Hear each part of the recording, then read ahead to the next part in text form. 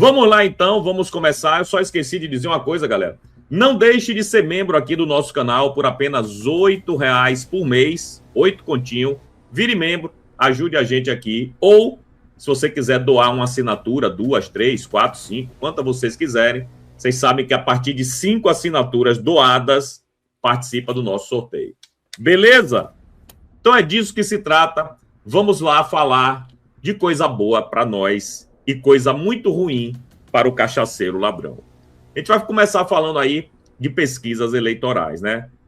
Esse mês, obviamente, vai sair aí todas aquelas que saíram no mês passado, Paraná, Quest, Datafolha, todas.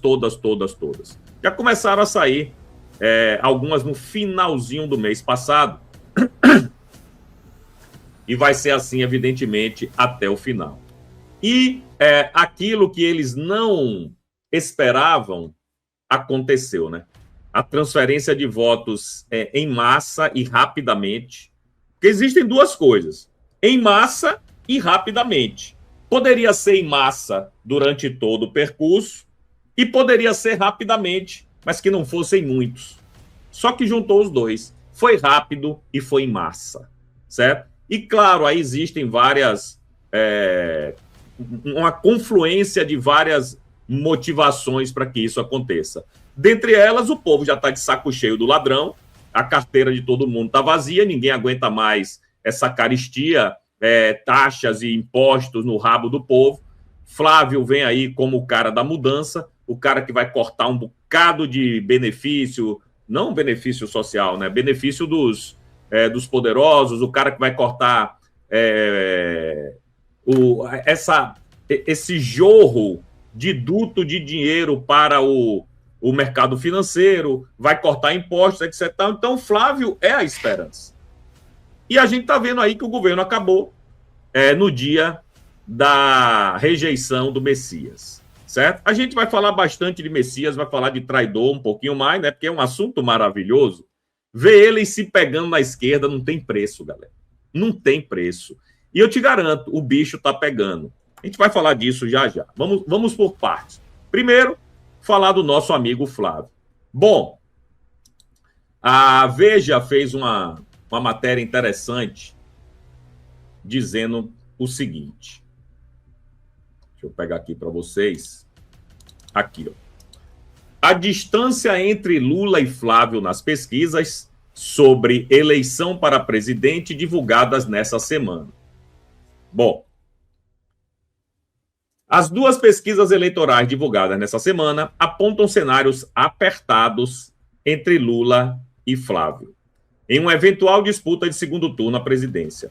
Os levantamentos do BTG Pactual, Nexus e Atlas Intel Bloomberg indicam diferenças pequenas entre os dois nomes, com manutenção de um quadro de empate técnico.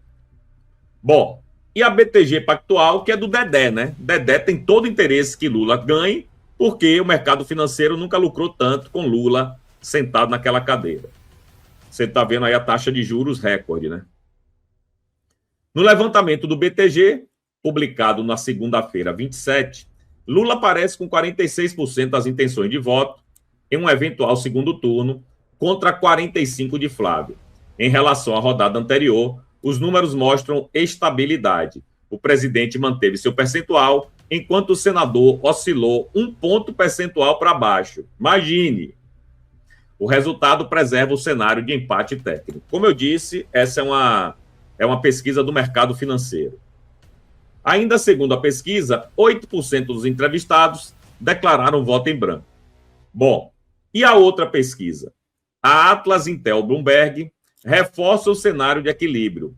No segundo turno, Flávio aparece numericamente à frente, 47,8 contra 47,5 de Lula.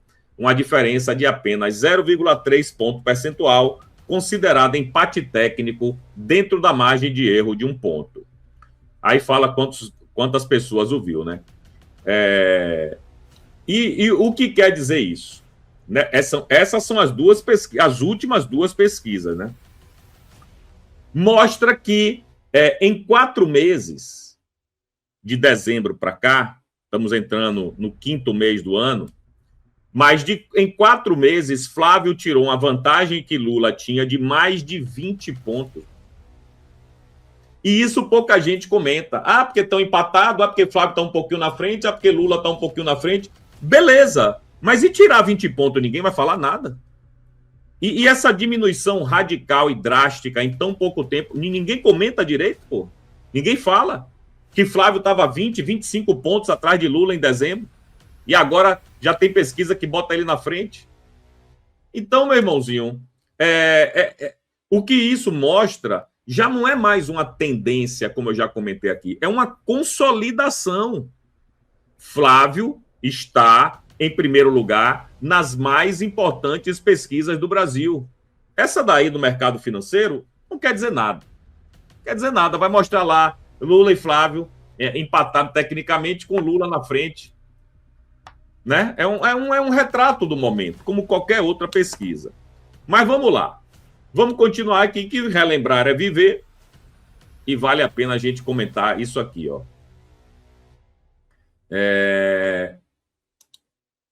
Essa outra pesquisa aqui do mês passado. Flávio encosta em Lula no primeiro turno e supera o petista no segundo, diz nova pesquisa. Paraná Pesquisa.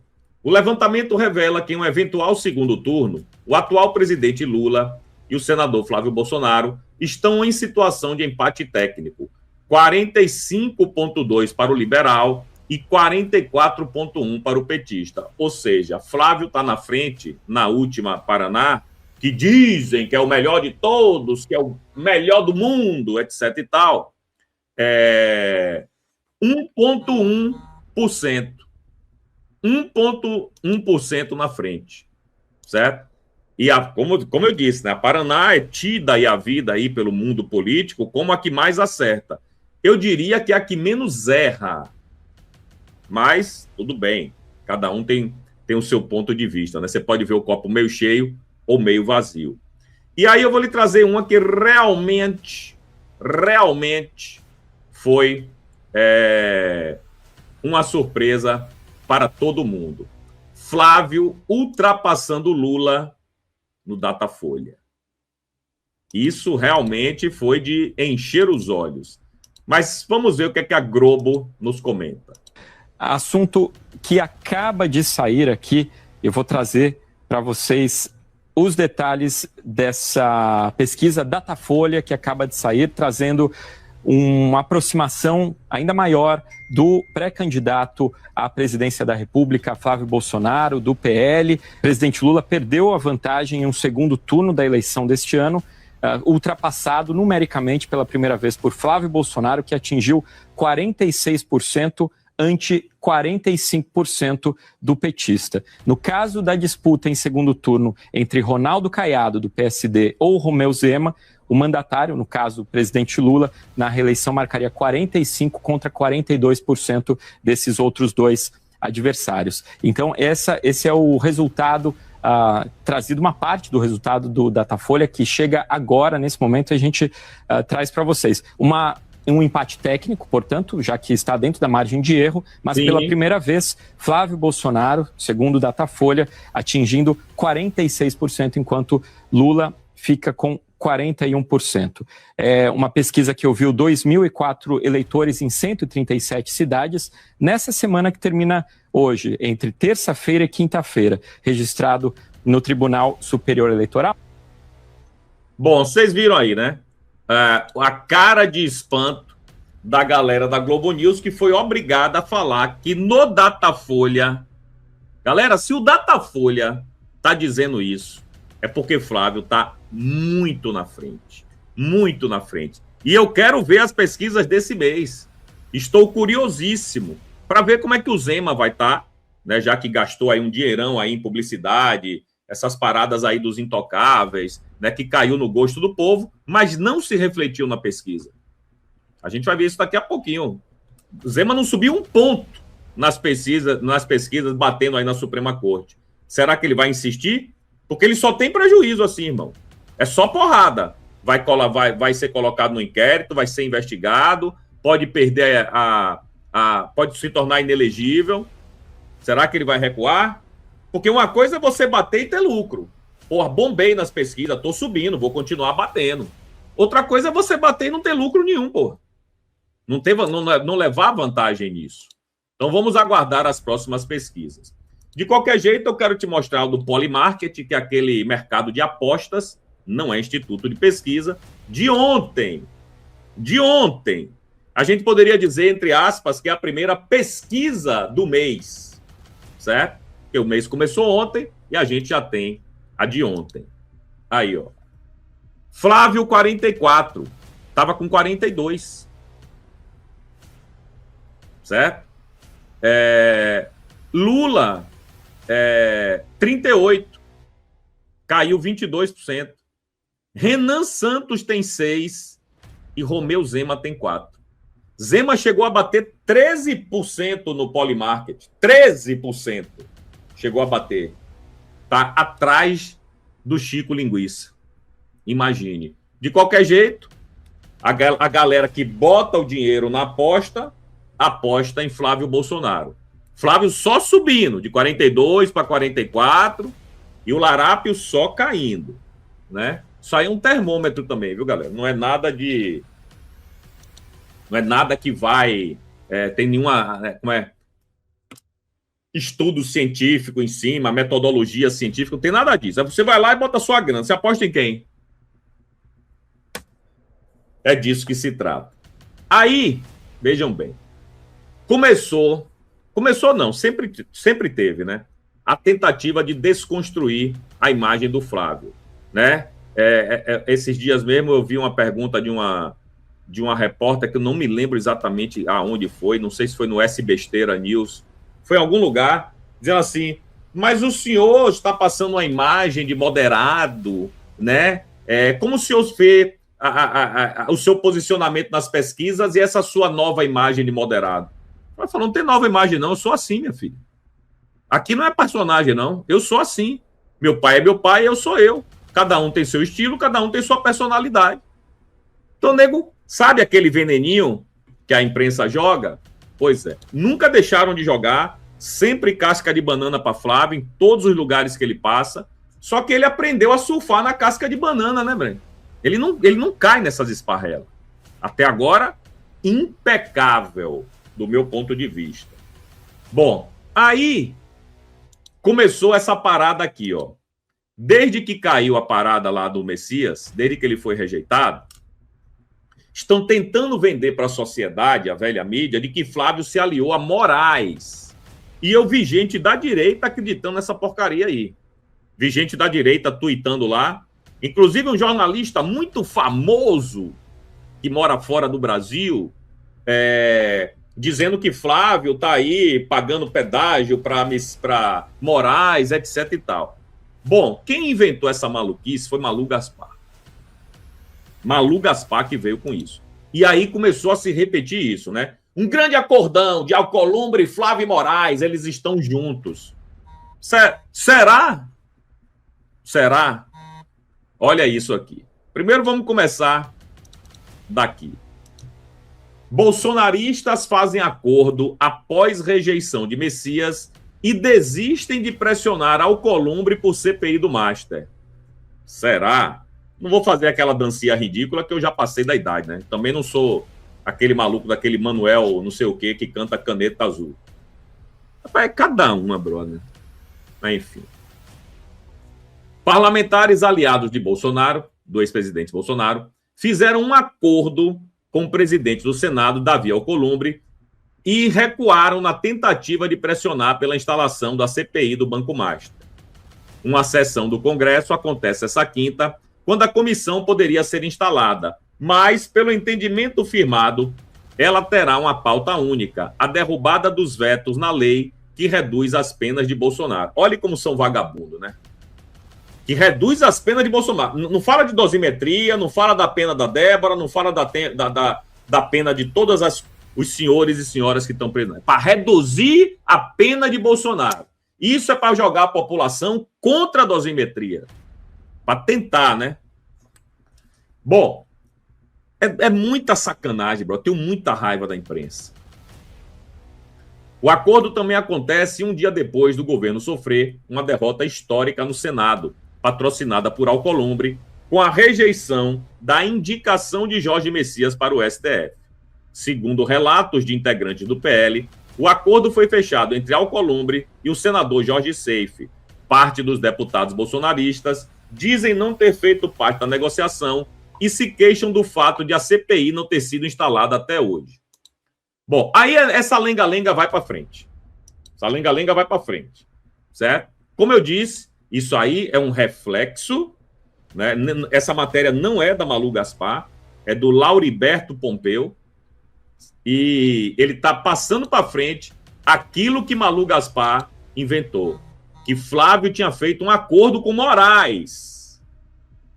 Vamos ver a própria Malu Gaspar. Vamos ver a própria. Nos dias anteriores, essas conversas foram ocorrendo. Peraí que está muito rápido. Com base nesse toma lá da cá, o Alcolumbre não quer mais ouvir falar em CPI do Master, ele vai atuar aí para vetar o veto do presidente à dosimetria e vai tocar sua vida, que não quer saber do Master. Do lado do Alexandre de Moraes, a mesma coisa. Você pode até se perguntar, poxa, por que o Alexandre de Moraes vai fazer uma aliança com o Alcolumbre e Flávio Bolsonaro nesse momento, sendo que ele pode ser um alvo de impeachment, né? Se você for olhar a crise hoje, ele é um dos principais personagens da crise, é um dos principais alvos de pedidos de impeachment. Tem um cálculo aí, uma estratégia feita muito cuidadosamente em duas etapas. Primeiro, ele resolve o problema dele no Supremo com o caso Nasser. Era muito claro para o Alexandre de Moraes que hoje no Supremo, com essa divisão 5-5, às vezes 6-4, dependendo 6-4 a favor do Mendonça, dependendo do caso, né? A coisa varia muito, ele não precisava do Messias no Supremo. Então, a primeira coisa que ele tinha que fazer, do ponto de vista dele, era tirar do Supremo alguém que poderia vir a somar votos com o André Mendonça, que hoje é o principal adversário dele no tribunal.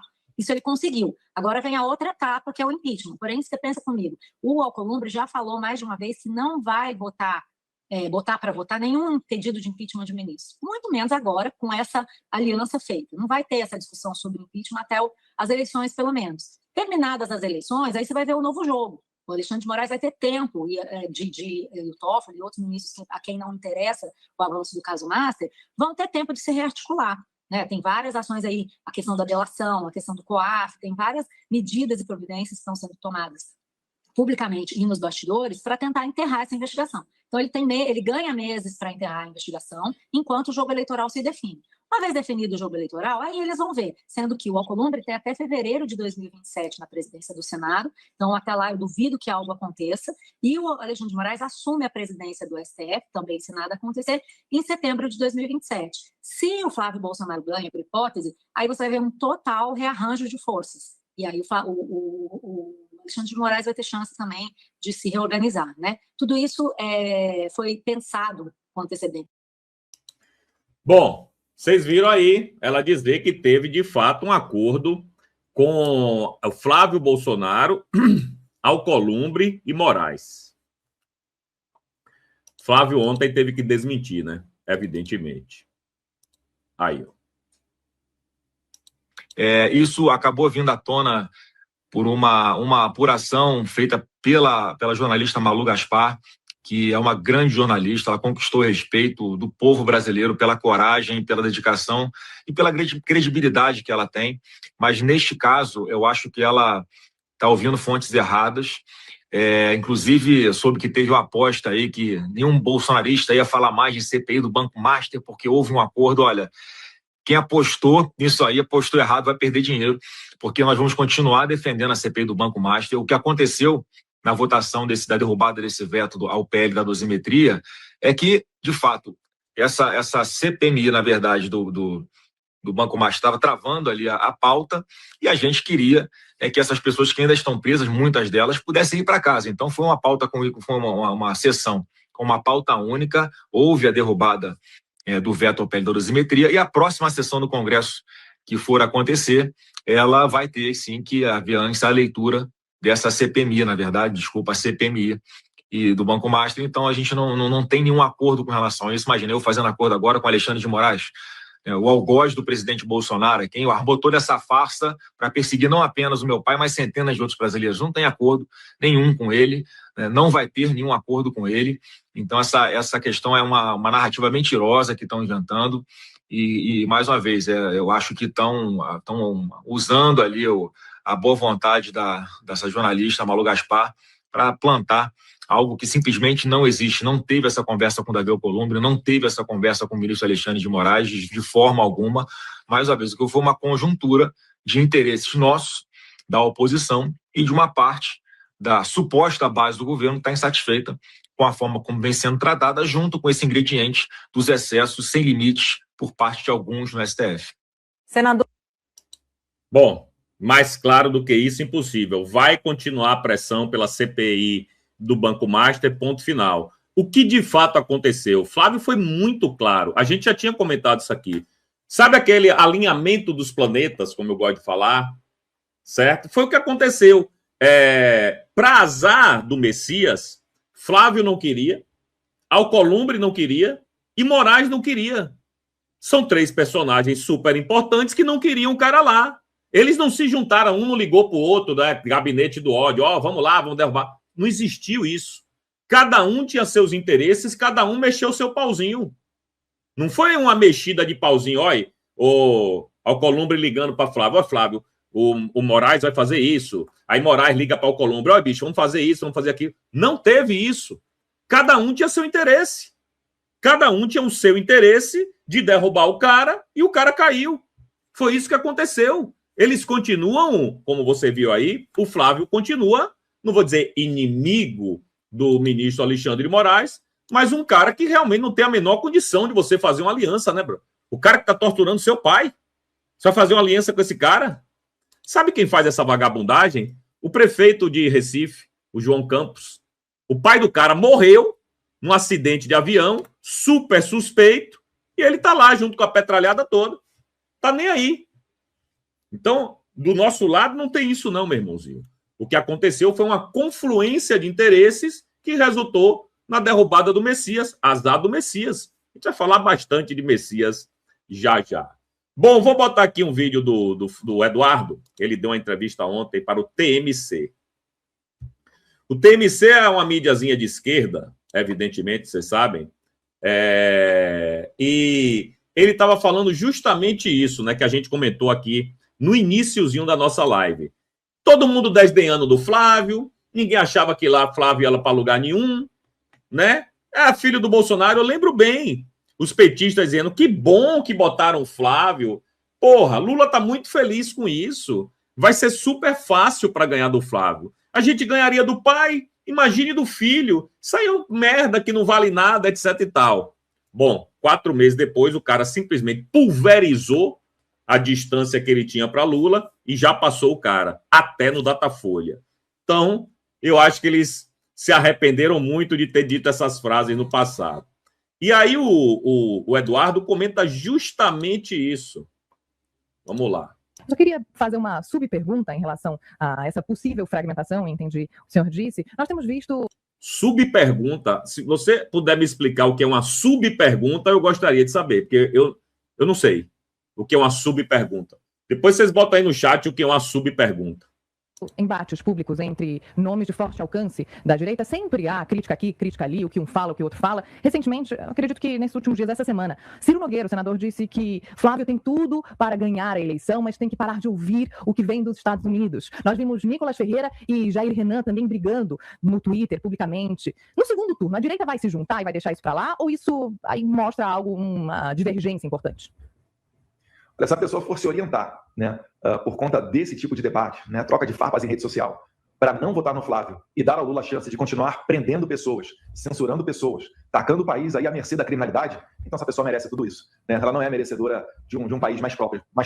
Porque isso aí é muita falta de maturidade. Né? Você tem de um lado Lula, né, você tem do outro lado o Flávio Bolsonaro com uma proposta totalmente diferente. E aí você vai deixar de votar no Flávio porque você está fazendo beicinho para o Jair Renan, ou porque você está torcendo o nariz pelo que Eduardo Bolsonaro está fazendo nos Estados Unidos, né? Pelo amor de Deus. Agora, essa crítica é uma crítica muito frequente, né?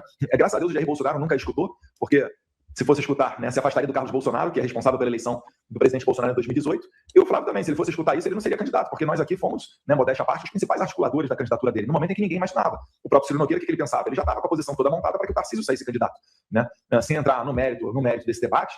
Mas a candidatura do Flávio foi uma surpresa que mexeu no tabuleiro, né? Então muita gente foi pega desprevenida, tanto que no começo falou, não, essa candidatura não é para valer, é só o Jair Bolsonaro tentando barganhar, né, algum benefício ali durante a execução da sua pena. Aí depois veio a narrativa falando, não, o Flávio é inviável, e agora mostra-se tão viável que lidera todas as 7 principais pesquisas do país. Então é todo dia matando um leão e provando, né, que nem sempre o que a elite política quer direcionar é o que a população quer. Então, quando a gente permite, quando a gente leva o nome à população, você vê que somente um nome tem moral e realmente força junto aos brasileiros, que é o nome do Jair Messias Bolsonaro, que mesmo censurado, preso injustamente, sem poder se comunicar, e agora sem poder sequer receber a visita de outros políticos, né, consegue ainda manter a sua força política para ser retirado do jogo político. E graças a Deus a população está dando o seu recado, que a gente vai dar a volta por cima na eleição de outubro.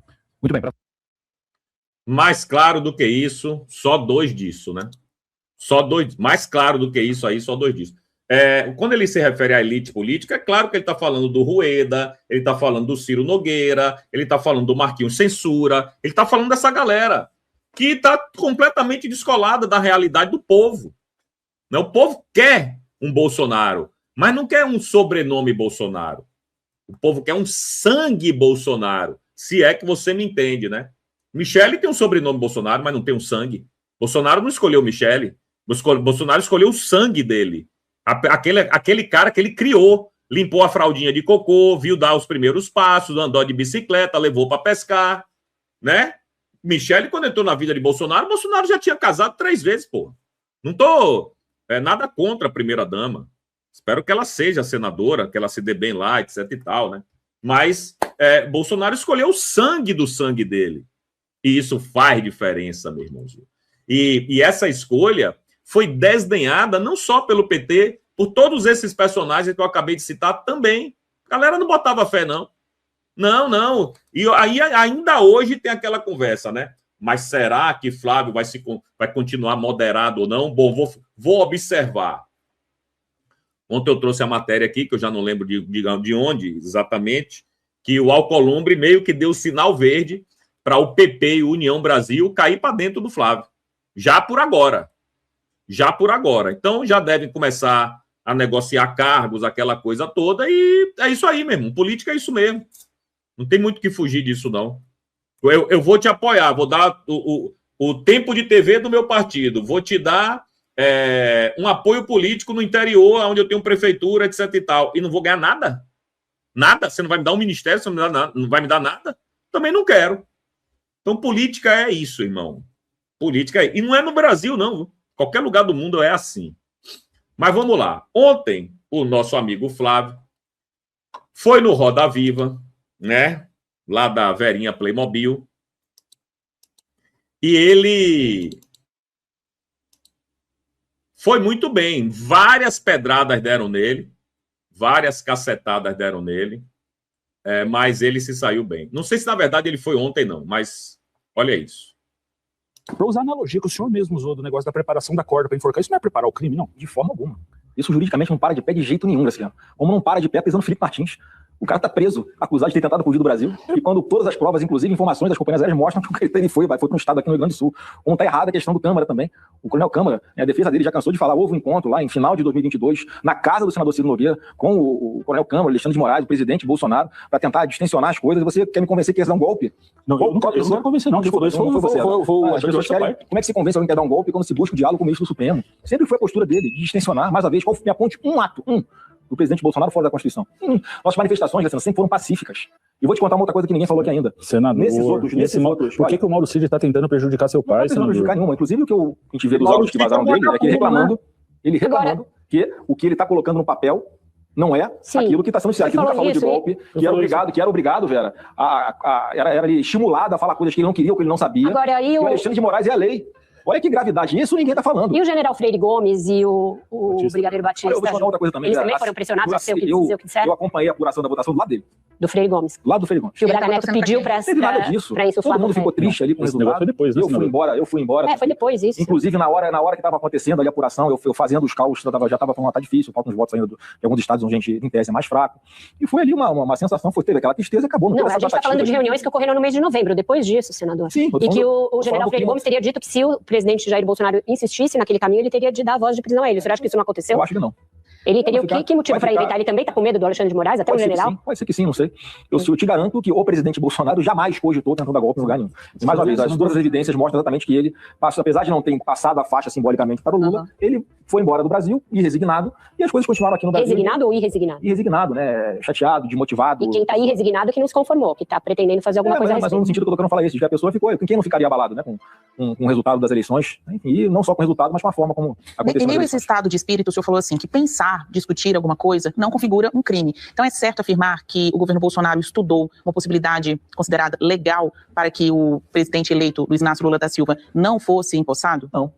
Não é certo e a realidade se impõe, Basília. Nem legal, nem ilegal. O que aconteceu? O Lula tomou posse. Quem era o presidente do Brasil em 1º de janeiro de 2023? Era ele. Então, assim, alguém que pensa em fazer alguma coisa, nem tentou, estou falando sempre em tese aqui, alguém que pensa em fazer alguma coisa, fez algum gesto no sentido de tentar implementar, o fato é que não foi nem tentado e nem aconteceu. Entendeu? Esse é o ponto. Parece que se fica usando a Polícia Federal para investigar coisas que nem crime são. Então é uma perda de tempo agora. É a forma que se encontra. Enquanto nós estamos aqui discutindo isso, o Brasil está aí desmoronando. A Bolsa do Brasil é pior para ser investida em todo mundo. A preocupação geral de grandes empresários que não estão fazendo os investimentos que fariam. O presidente Bolsonaro deixa a casa toda arrumada. 54 bilhões de superávit de um governo para o outro, o que nunca aconteceu na história do Brasil. Superávit? Superávit, 54 bi de superávit. Contas positivas. E eu ainda sou obrigado a ouvir o ministro Tachad fazer fake news de que pegou o Brasil quebrado com a situação fiscal do Brasil completamente descontrolada. Isso é uma mentira descarada. Precisou ser aprovada uma PEC da transição porque não tinha dinheiro nem para terminar o ano. 200 bilhões de reais. E não tinha dinheiro nem para terminar 2022. Eu vou ter contra essa PEC porque a consequência vai chegar pro Brasil. A gente já viu esse filme acontecer com os mesmos personagens. Cara. O que tá fazendo agora com os estatais, ameaçando a Vale de toda hora de trocar presidente, querer botar um pau-mandado dele lá, que já fez besteira no passado. O Lula parou no tempo. E por que o senhor acha que o Congresso tem aprovado a maioria dos projetos do ministro? Do presidente, a expectativa de poder, obviamente, já fala mais alto para aqueles que são mais sensíveis a fazer gestos aproximados do próximo governo. Não tô falando que eu concordo, mas é a realidade. Como o senhor gostou desse corte e quer ver mais conteúdos como esse? Bom, você viu aí, ali são vários cortes, viu? Só tiro, porrada e bomba para cima de Flávio. Só. Ali era Daniel na cova dos leões mesmo. Os leões, todos os leões querendo devorar Daniel e Daniel ali de boa. Certo? Você viu a Vera Magalhães teve a pachorra de dizer superávit. Todo mundo sabe que Bolsonaro deixou mais de 50 bilhões em caixa, porra.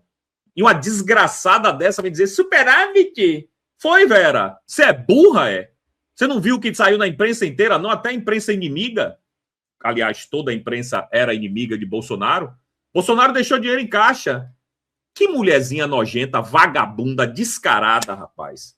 Eu detesto essa Vera Magalhães, rapaz. Que pilantra, meu. Que pilantra. O Brasil inteiro sabe que Bolsonaro deixou bilhões em caixa, né? E eu até achei um erro. Porque se eu sou o presidente, se eu, Didi, sou o presidente, perdi a eleição, eu gastava todos os reais. Todo. Você tem 2 meses, né? De outubro até dezembro, que era 1º de janeiro a posse. Eu gastava tudo. Eu não deixaria R$1 para aquele ladrão vagabundo. Eu não deixaria R$1. Empenhava tudo, gastava tudo que pudesse. Fui eu que juntei. Eu gasto do jeito que eu quiser. Ele que depois que se resolva. Mas, enfim. Vamos lá, vamos continuar aqui. Deixa eu só agradecer aqui ao Vicente Sancrow, que mandou 50. Didi RP2. Você tá no Didi News, viu? Para mim, subpergunta na prática é uma arma de assassinato jornalístico disfarçada de curiosidade. Pode ser, né? Pode ser mesmo. Valeu, Vicentão. Quem manda acima de 30, a gente lê na hora aqui, viu? Mandou acima de 30, a gente lê na hora. E participe do nosso sorteio, pô. O Live Tip tá aqui, o Pix tá aqui. Doe uma assinatura também pra gente. Bom, ontem o Flávio, dia 1º de maio, dia do trabalhador, Flávio gravou um vídeo. Flávio diz que trabalhador sustenta a vida de luxo de Lula. E não é não, é? O senador e pré-candidato à presidência, Flávio Bolsonaro, afirmou nessa sexta que os trabalhadores brasileiros financiam viagens internacionais de Lula com recursos públicos. A crítica veio durante vídeo publicado no perfil oficial do senador no X, em celebração ao Dia do Trabalho. Bom, não vou abrir as aspas não, porque tem um vídeo dele aqui. Melhor a gente ver. Eu só não entendi realmente esse chapeuzinho no Flávio. Para mim, ele ficou parecendo aquele bonequinho do Toy Story. Deixa eu ver se eu acho aqui ele.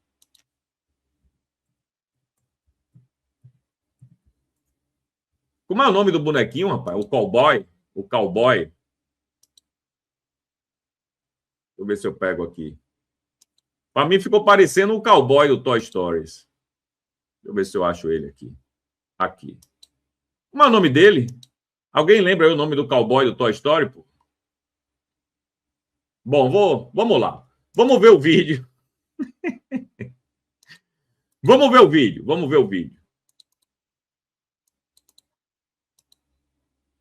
Não parece um trabalhador do Brasil que acorda cedo, de madrugada, que pega 2, 3 conduções, que sai de casa todos os dias para trazer de volta a dignidade para sua família. Vocês são a força do nosso país.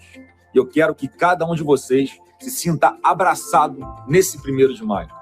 Eu sei também que os últimos anos não têm sido nada fáceis. Até o carrinho de compras no supermercado não é mais o mesmo. E a cada dia ele volta mais vazio para sua casa. São juros altos, impostos que não param de subir, a escola que não ensina bem o seu filho, o hospital que não te atende da forma que você merece. Eu, você e a sua família, ninguém mais anda em paz pelas ruas, porque a violência é uma ameaça permanente na vida de todos nós. O brasileiro tem que trabalhar 5 meses no ano só para pagar impostos, ou seja, em 2026. Tudo que você já trabalhou até o dia de hoje, mais do que você vai trabalhar até o fim deste mês de maio, é só para pagar imposto, para sustentar a máquina do governo. E você está vendo como o governo Lula está usando o dinheiro do seu trabalho. Só no cartão corporativo, Lula já gastou mais de 1,4 bilhão de reais para passear em hotéis de luxo pelo mundo afora, comer bem, tomar vinho caro. É o suor do seu trabalho sustentando a vida de luxo daquele que se diz o pai dos pobres. Esse não é o Brasil que eu quero. Esse não é o Brasil que você merece. Esse não é o Brasil que a gente sonhou. O Brasil que eu quero, e eu sei que é também o que você quer, é um Brasil de prosperidade, de oportunidades, em que o trabalhador não esteja sufocado em dívidas, um nome sujo na praça, e nem desiludido com promessa falsa de picanha que nunca chegou. Aqui eu não estou fazendo promessa, até porque promessa não enche barriga de ninguém. O brasileiro está cansado. Hoje não é dia para isso. O que eu estou fazendo aqui é um compromisso. E juntos, eu e você, vamos construir um país de prosperidade. Porque quem faz o Brasil é você, é o povo trabalhador. Mantenham a esperança e a cabeça erguida. O Brasil tem futuro, sim. Que Deus abençoe a todos nós. Que Deus abençoe a nossa nação brasileira. Belíssimas palavras do nosso futuro presidente. Obrigado, galera. Eu tinha esquecido o nome, era o Woody. Era o Woody, lá do Toy Story, né? Era essa figura aqui, ó. Não sei porquê, mas me lembrou, velho. Me lembrou o Woody aí do Toy Story, o nosso querido Flávio Bolsonaro. Mas alguém falou aí também que ele parecia o JR daquela série Dallas de antigamente. E é verdade também. Aí, ó. JR aí, ó. Da série Dallas. O chapéu é igualzinho, né? O chapéu é igualzinho. Mas, enfim. Deixa de bobagem. Foi só uma divagação da gente aqui. Bom, em relação a esse vídeo que vocês viram aí do Flávio, olha como a imprensa é miserável. Olha como a imprensa é um bicho escroto. A matéria do Tempo, mesmo vídeo, diz o seguinte: Flávio Bolsonaro responde Lula com pronunciamento de 1º de maio, sem promessas e foco na vida real. sem promessas e foco na vida real, certo? O mesmo vídeo é tratado pelo Metrópolis. Dia do Trabalho, Flávio ignora 6x1, ataca Lula e foca em impostos. Esses caras do Metrópolis, essa merda tinha que acabar, rapaz. A velha mídia tinha que acabar, brother. Ataca Lula. Ataca Lula. Falar a verdade de um ladrão é atacá-lo. Né? Essa velha mídia, bicho, eu não sei não, viu, cara? Não sei não. Graças a Deus eles estão indo pro buraco. Bom, falando aqui, vamos fazer agora começar a falar do Messias. Ele merece. Ele merece. Messias é o assunto do momento. Certo? Você viu que teve Messias num dia, dosimetria no outro, e nego só fala de Messias. Porque foi histórico, meu. Claro que a dosimetria foi importante, a gente já comentou bastante aqui, mas a parada do Messias foi ali, o marco zero do fim do governo, certo? Aí, Eduardo, já vou fazer a ponte para o Messias. Eduardo diz o seguinte: eu era um deputado federal sem salário, sem conta bancária. Minha esposa, idem. Sem imunidade para sequer debater um projeto de lei sobre absorventes com outra deputada e com processo administrativo na PF por supostamente ofender o sensível policial Fábio Shaw, cachorrinho cumpridor das ordens ilegais de Moraes. Hoje eu sou um exilado, impossibilitado de ver meu pai, sem passaporte e sem poder voltar ao meu país para disputar uma vaga de senador bem encaminhada ou talvez estar no funeral de entes queridos. É diante desse cenário que agora o bom moço Messias sugeriu que eu ainda pagasse a despesa de 3,5 milhões de dólares da AGU ao contratar um escritório de advocacia nos Estados Unidos para defender esse regime perseguidor. É sério. Isso é o que este sujeito entende por justiça? Qual é a base moral dele para distinguir o que é certo do que é errado? Por menos evangélicos assim. Aí, aquele meme, né? Às 11h59, a AGU quer cobrar da família Bolsonaro custo de escritório contratado nos Estados Unidos. Conta pode chegar a 3,5 milhões em 4 anos. À meia-noite. Ninguém pode ser investigado a vida toda, diz Messias, ao ser questionado sobre inquérito das fake news. Ou seja, graças a Deus, essa porcaria, esse lixo humano não virou ministro da Suprema Corte. Já pensou essa desgraça lá de toga? O cara com poder praticamente infinito na mão, de fazer o que quiser, com quem quiser. O que é que ele não faria com o Eduardo? O que é que ele não faria com a gente, comigo, com vocês? Pois é. Chora na cama, viu, Messias? Chora na cama, seu otário. Que a gente adorou. Bom, aí vamos lá, né? Ontem, a Andréa Sadi, eu li aqui, trouxe ontem a matéria de tarde, que Andréa Sadi disse que ele já tinha pedido demissão. A matéria inteira ela tratou ele como ex-AGU. O ex-AGU, Jorge Messias. O ex-AGU, Jorge Messias. Eu até comentei com vocês, falei, ex-AGU? Isso não saiu em lugar nenhum. Não tem uma linha na imprensa, uma matéria em lugar nenhum que diga que ele é um ex-AGU, que ele pediu demissão, que ele saiu do cargo. Não tem, não tinha e não tem. Não tinha e não tem. A Andréa Sadi mentiu. Eu não estou nem dizendo que ele não vai pedir as contas, não. Mas do jeito que ela tratou ele ontem, ela não poderia ter tratado. Porque ontem ele ainda era o AGU. Certo? Aí olha isso aqui. Matéria do Metrópolis. Messias está em reflexão e não definiu se deixará a AGU, dizem aliados. Mas a Andréa Sadi garantiu que ele ontem era o ex-AGU. O AGU, Jorge Messias, não é o ex-AGU, é o AGU, Jorge Messias, ainda não definiu se deixará o cargo após ter o nome rejeitado pelo Senado para uma vaga no STF. Aliados afirmam a coluna, sob reserva, que não há decisão tomada até o momento e que Messias está em período de reflexão. Está no momento sabático dele, né?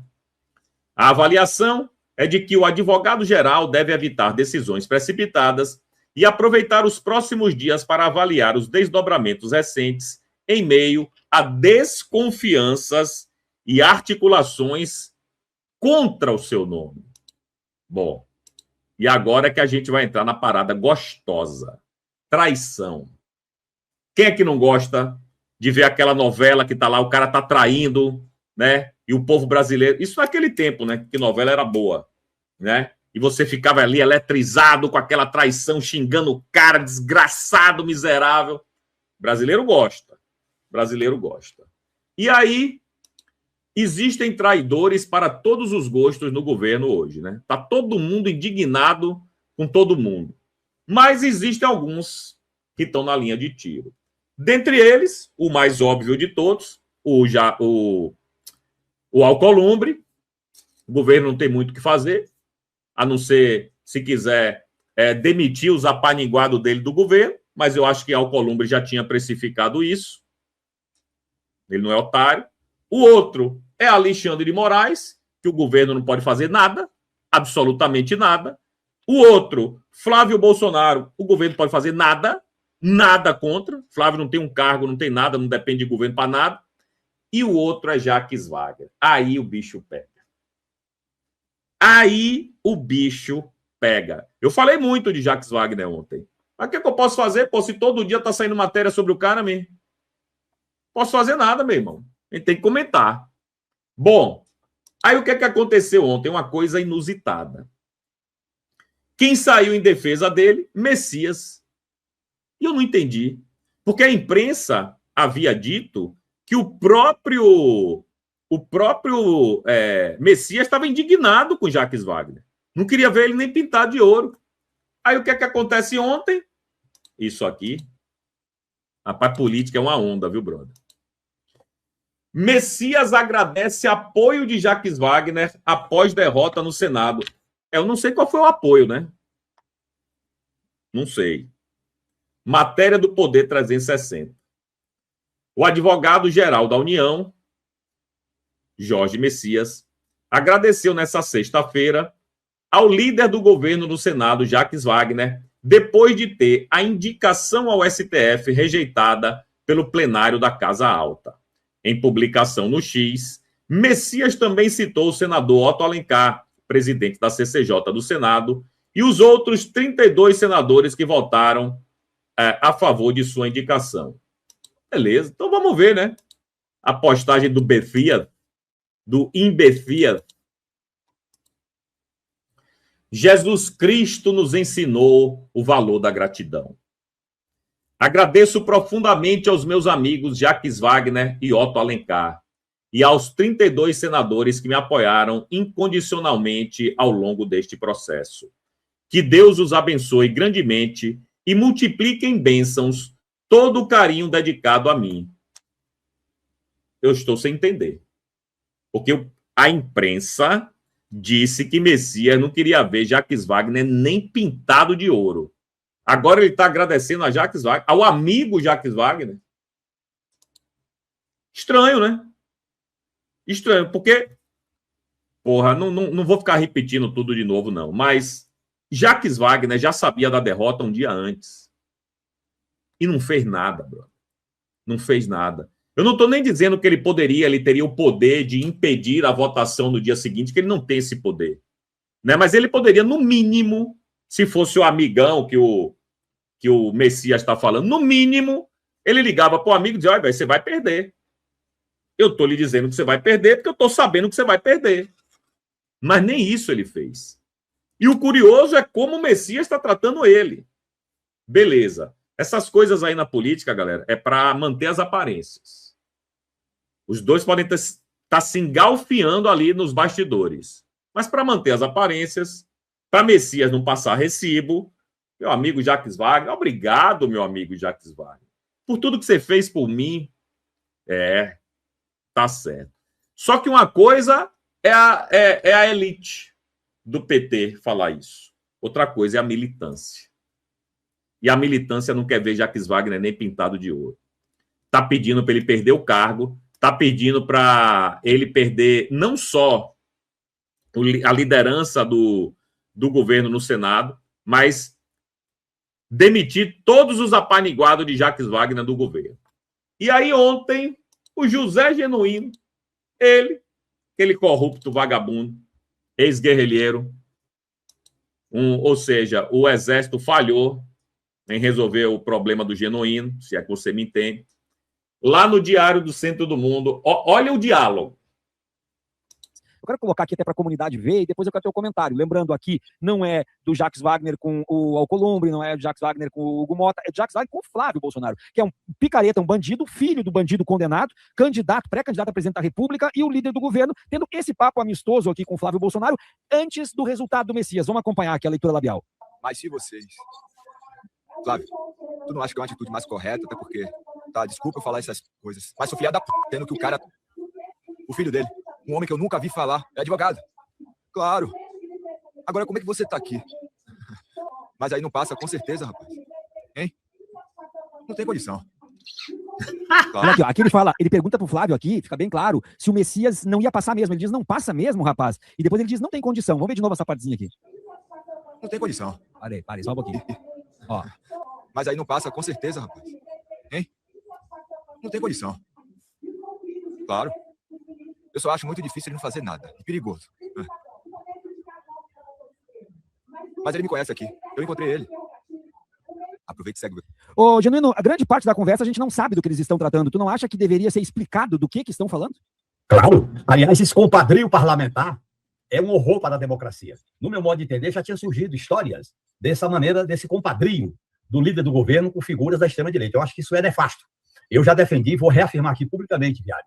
O Lula deveria chamar o seu líder a uma conversa séria, profunda, e pedir o cargo de líder do governo e indicar outro senador para líder do governo. Porque, veja bem, isso desmoraliza o partido, desmoraliza a militância, desmoraliza aqueles que vão para a rua apoiar o governo. Hoje eu estava no ato do 1º de maio, era o que o pessoal comentava. Como é que você vai mobilizar a militância para a campanha? Como é que você vai denunciar o bolsonarismo? Como é que você vai lutar para derrotar esse filhote de golpista?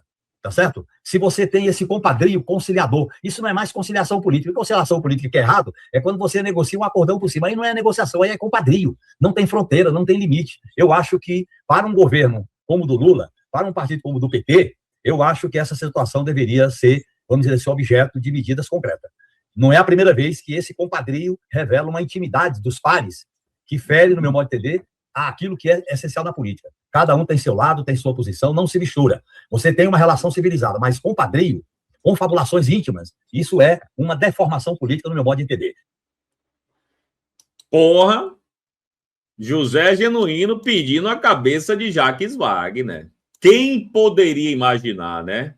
Bom, ali era o Diário do Centro do Mundo. Isso é o que a militância está pensando. Todo mundo quer a cabeça de Jacques Wagner. Mas Jacques Wagner foi incompetente mesmo.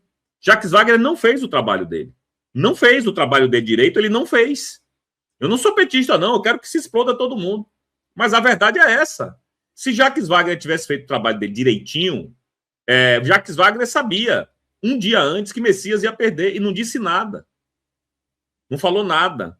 Ficou com aquela cara de songamonga quando o Alcolumbre sussurrou na orelha dele. Vai perder por 8. E perdeu por 8. Todo mundo sabia que ia perder por 8. Né? As cabeças do Congresso sabiam. Todo mundo não eram todos os senadores. Mas as cabeças do Congresso sabiam que iam perder por 8. Menos Jacques Wagner.